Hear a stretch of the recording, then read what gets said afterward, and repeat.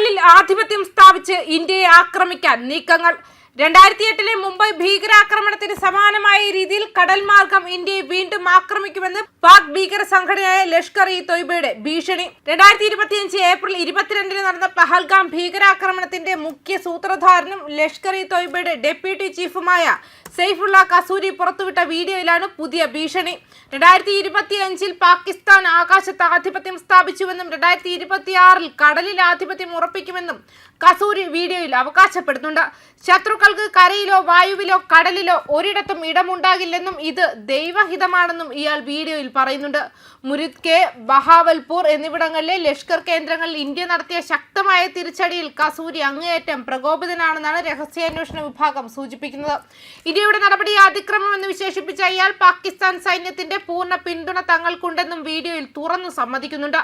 ഇത് ഭീകര സംഘടനകൾക്ക് പാകിസ്ഥാൻ ഭരണകൂടം നൽകുന്ന പിന്തുണയെക്കുറിച്ചുള്ള ഇന്ത്യയുടെ ആരോപണങ്ങളെ ശരിവെക്കുന്നതാണ്.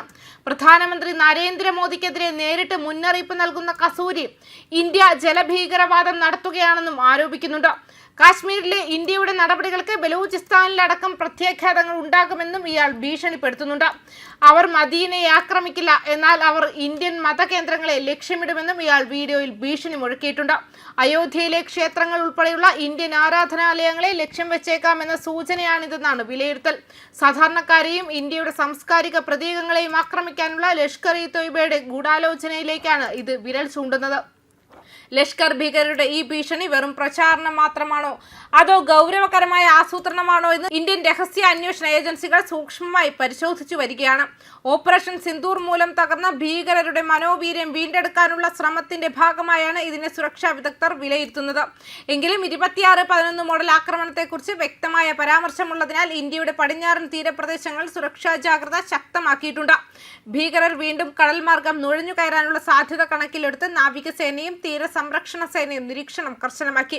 ഇന്ത്യയുടെ ഭീകരവിരുദ്ധ പ്രവർത്തനങ്ങൾക്കിടയിലും പാകിസ്ഥാൻ ആസ്ഥാനമായുള്ള ഭീകര ശൃംഖലകൾ വീണ്ടും സംഘടിക്കാനും പ്രസക്തമായി തുടരാനുമുള്ള തുടർച്ചയായ ശ്രമങ്ങളെയാണ് ഭീഷണികൾ പ്രതിഫലിക്കുന്നതെന്നും ഉന്നത രഹസ്യാന്വേഷണ വൃത്തങ്ങൾ പറഞ്ഞു. ഓപ്പറേഷൻ സിന്ദൂർ പോലുള്ള തിരിച്ചടികൾക്ക് ശേഷം കേഡർ മനോവീര്യം വർദ്ധിപ്പിക്കുക എന്ന ലക്ഷ്യത്തോടെയുള്ള പ്രചാരണമായിട്ടാണ് വീഡിയോയെ സുരക്ഷാ വിദഗ്ധർ വ്യാഖ്യാനിക്കുന്നത്.